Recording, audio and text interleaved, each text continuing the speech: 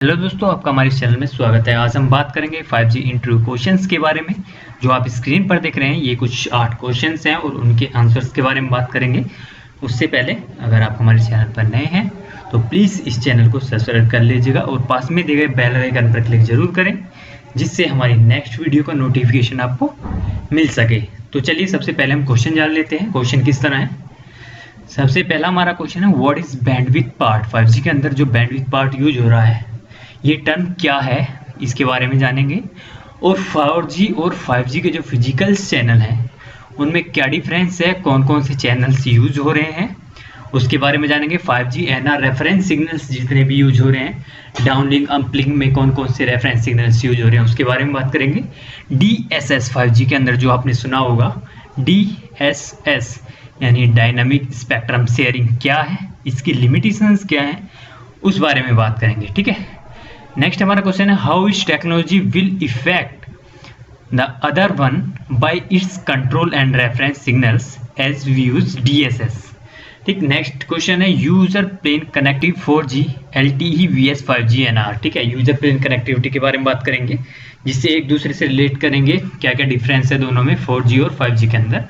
Next question है, what is MRDC।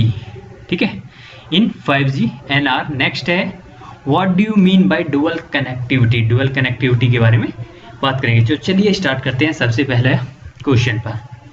सबसे पहला हमारा क्वेश्चन था, what is bandwidth part in 5G NR। तो चलिए जान लेते हैं। A bandwidth part is a set of attached common resource block. ये क्या है, बैंडविड्थ पार्ट क्या है, ये कॉमन रिसोर्स ब्लॉक का क्या है, सेट है। ठीक। ए बैंडविड्थ पार्ट में include all common resource blocks with in the channel bandwidth or a subset of common resource blocks। ठीक। A UE can be configured with up to 4 downlink bandwidth parts per carrier। ठीक है, एक हमारा जो UE है, mobile है, handset है, वो कितने डाउनलिंक बैंडविड्थ पार्ट के साथ क्या हो सकता है, कॉन्फ़िगर्ड हो सकता है, 4। उसी तरीके से अगर आप अपलिंक में देखेंगे, up to 4 uplink bandwidth part per carrier. Uplink में भी कितने यूज हो रहे हैं, 4। ठीक। Only single bandwidth part per carrier can be active in each direction. हर एक डायरेक्शन में, चाहे डाउनलिंक हो चाहे अपलिंक हो, ठीक है, केवल एक बैंडविड्थ पार्ट ही एक्टिव होगा। यूवी रिसीव्स द डाउनलिंक यानी physical downlink control channel, physical uplink control channel and physical downlink share channel and physical uplink share channel information. ठीक है, only with in a active downlink and UL bandwidth part. ठीक। As a UE uses an initial bandwidth part when first accessing a cell। जब हमारा UE सबसे पहले access होता है cell के साथ, ठीक है, वो यूज क्या करता है, इनिशियल बैंडविड्थ पार्ट को। The initial downlink bandwidth part will be sent with in SIP1 using the initial downlink parameter। If the parameter is not provided to a UE, then the initial downlink bandwidth part is defined by the set of resource blocks belonging to the control resource set। ठीक है, जिसे हम को reset बोलते हैं for the type 0 के लिए। PDCCH common search space bandwidth part selection और switching will occur during uplink grant by PDCCH due to bandwidth part inactive timer if the timer is defined during crack procedure. ठीक। Specific bandwidth part can become active depending on various situations in the call processing. Next question पे चलते हैं। Next question हमारा, what और 4G and 5G physical channels. आप यहाँ पे देख सकते हैं, लेफ्ट में क्या है हमारा 4G LTE और राइट में क्या है 5G NR। डाउनलिंक देखिए, 4G के अंदर हमारे 6 डाउनलिंक चैनल्स यूज हो रहे हैं।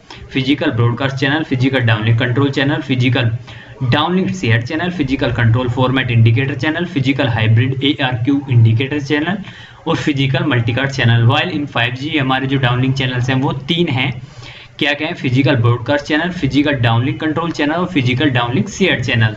अगर हम बात करें अपलिंक की, तो अपलिंक में आप देख सकते हैं सेम जो 4G के अंदर यूज हो रहे हैं वही physical channels same 5G NR के लिए यूज हो रहे हैं। Physical random access channel, physical uplink control channel और फिजिकल अपलिंक शेयर चैनल। ठीक। नेक्स्ट पे चलते हैं। नेक्स्ट है हमारा, व्हाट और 5G NR रेफरेंस सिग्नल्स। तो 5G में जो रेफरेंस सिग्नल डाउनलिंक और अपलिंक के लिए यूज हो रहे हैं वो क्या क्या है। सबसे पहला प्राइमरी सिंक्रोनाइजेशन सिग्नल जिसे हम PSS बोलते हैं, सेकेंडरी सिंक्रोनाइजेशन सिग्नल जिसे हम SSS बोलते हैं, channel state information reference signal CSIRS, phase tracking reference signals PTRS and demodulation reference signal. Same in uplink, there are two reference signal which is same as downlink. Other one is sounding reference signal SRS and same is phase reference signal, phase tracking reference signal or demodulation reference signal. So these are the reference signal used in 5G NR. Next question is what is dynamic spectrum sharing DSS in 5G। देखिए जान लेते हैं। As we all know that it is a new technology to allow both 4G and 5G to share the same spectrum. ठीक है, जैसे कि हमें पता है कि एक नई टेक्नोलॉजी है जो अलो कर रही है 4G और 5G को सेम स्पेक्ट्रम शेयरिंग के लिए, and this can make the 5G deployment faster as simply 5G will share the same antenna. ठीक है, 5G क्या कर रहा है, सेम एंटीना यूज कर रहा है, RF units and spectrum of 4G। ठीक, and then using a software upgrade to the existing 4G equipment 5G in on air, and so resources can be allocated to 4G and 5G based on the traffic need in a dynamic way। ठीक है, आप यहाँ पे diagram के जरिए भी आप देख सकते हैं, यहाँ पे जो दिया हुआ है। ठीक, and as spectrum is share between 4G and 5G, so this spectrum should be already used for 4G and so dynamic spectrum sharing will introduce 5G to the existing 4G band। ठीक है, only which is normally below 3 GHz। ठीक है, किसके लिए, 3 GHz के लिए, जो कम है उसके लिए। That's why 5G coverage can be improved। इससे क्या हो रहा है, 5G कवरेज जो होगा इम्प्रूव होगा if DSS is implemented specifically for low bands below 1 GHz। ठीक, also as both technologies will share the same spectrum, so each technology will affect the other one। ठीक है, हर एक टेक्नोलॉजी क्या करेगी, एक दूसरे को अफेक्ट करेगी by its control channel and reference signals। ठीक, which will reduce the available capacity for data traffic in both 4G and 5G। However, currently as 5G traffic share is low compared to 4G, so we can use DSS। With DSS, no need of reforming spectrum between technologies, interference from always on LTE-CRS from co-site and neighbor sites and lower bandwidth are few negative aspects. ठीक, यहाँ पे आप देख सकते हैं traditional radio network roll out और dynamic spectrum sharing roll out. यहाँ पे देखिए एक ही एंटीना है जो यूनिट है, new spectrum, new antenna, new RF units 4G 5G के लिए। यहाँ पे क्या है, 4G + 5G है, reuse existing spectrum, reuse existing antenna, reuse existing RF, resources shared dynamically between 4G and 5G। Next question पे चलते हैं। How each technology will effect the other. हर एक टेक्नोलॉजी एक दूसरे को इफेक्ट कैसे करेगी, one by its control and reference signals. इसके कंट्रोल और रेफरेंस सिग्नल से एज वी यूज DSS, अगर हम DSS यूज कर रहे हैं, देखिए because if one technology only in using the whole band. ठीक है, अगर एक टेक्नोलॉजी होल बैंड को यूज कर रही है, it will be better for this technology. ठीक है, ये उसके लिए क्या है, बहुत अच्छा है, but inserting other technology will affect the resources. ठीक है, अगर हम उसी बैंड पे दूसरी टेक्नोलॉजी को इंक्लूड करते हैं तो क्या हो जाता है, वो इफेक्ट करती है रिसोर्सेज को जो अवेलेबल हैं डेटा ट्रैफिक के लिए। ठीक है, running 5G in a 4G carrier will affect because a complete subframe cannot be left free for 5G। ठीक है, अगर हम 5G को भी यूज कर रहे हैं 4G कैरियर के साथ, तो हमारे पास क्या होगा, सब फ्रेम्स जो है, कंप्लीट सब फ्रेम है, वो फ्री नहीं बचेंगे 5G के लिए। तो 4G users will get stuck by this at the minimum some CRS has to be sent so that LTE users are not drilled। ठीक है, if it can be LTE MBSFN subframe then post the third OFDM symbol 5G can use it in full for LTE non MSFN subframe further symbol where CRS has to be present has to be taken into account।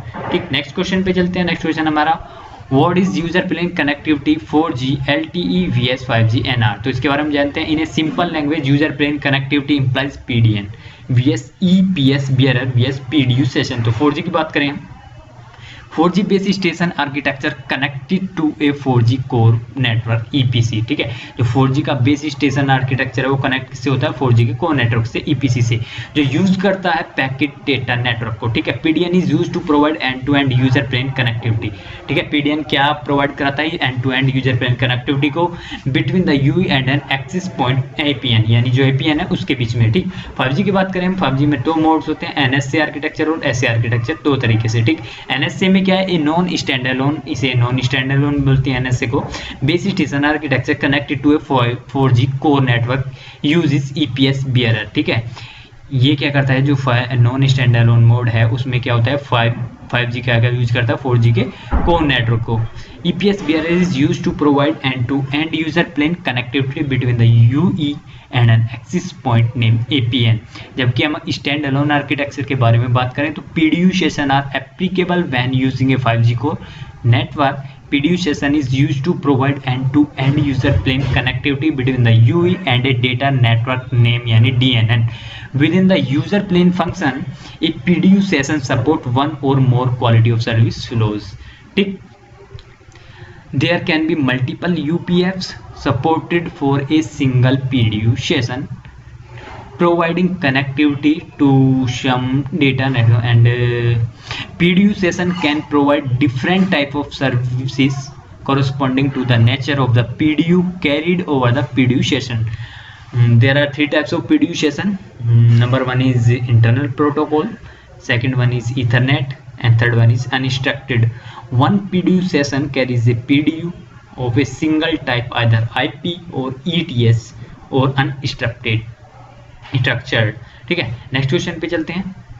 What is MRDC in 5G NR? अगर हम MRDC की बात करें तो इसकी full form होती है multi radio dual connectivity. ठीक है, इसका क्या मतलब है, UE which support multiple TX and RX can be configured to utilize resources from two different nodes।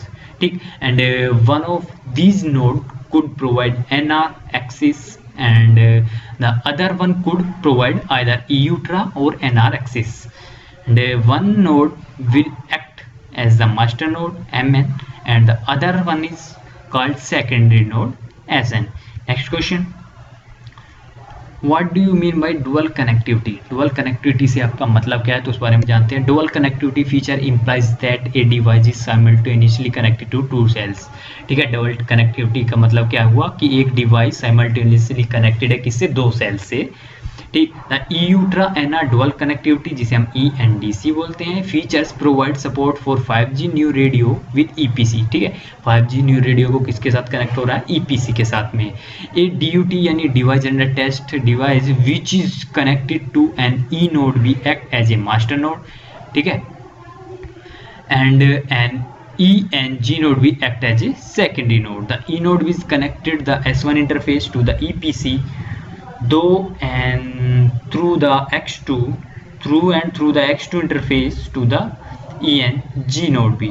ठीक है, the ENG node B can be connected through the S1U interface and the EPC and through the X2 user interface to other ENG node B। ठीक, if the device support dual connectivity with NR, अगर जो हमारी device है dual connectivity support कर रही है NR के साथ, then it must set the DCNR।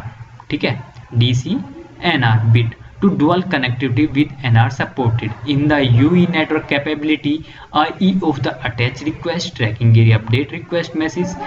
ठीक, and if the device indicate that it supports dual connectivity with NR in the attach request or tracking area update request message and the MME decide to restrict the use of dual connectivity with NR for the UE, then it sets the restrict DCNR bit to use of dual connectivity with NR is restricted in the EPC network feature support IE of the attach accept tracking area update accept message। उसी तरीके से in the EPS network feature support IE of the attach accept tracking area update accept message if the restricted DCNR bit is set to use of dual connectivity with NR is restricted। ठीक, if the DUT यानी device under test support DCNR and it is also configured on MME and if HSS send ULA या IDR with access restrictions carrying NR as secondary rate not allowed. ठीक, NR restrictions bit is sent by MME set in handover restrictions list I is during attach to handover procedure. Similarly, the restrict DCNR bit is set to use of dual connectivity with NR is restricted by MME in the EPC network feature support IE of the attach except tracking area update message. According UE provide indication to the upper layer that dual connectivity with NR is restricted. तो in the initial context setup request message, जो initial context setup request message होता है for TO, ठीक है, tracking area update and attach procedure, the handover restrictions list IE is present with data forwarding procedure in the handover required message. ठीक, for S1 handover procedure and in the downlink NAS transport message for TO without active flag procedure. ठीक, तो आज हमारी video में इतना ही। आज आपने जाना कुछ क्वेश्चंस के बारे में जो 5G इंटरव्यू से रिलेटेड हैं। ठीक, अगर ये आपको वीडियो अच्छा लगा तो प्लीज़ अपने दोस्तों में शेयर करना न भूलें। धन्यवाद।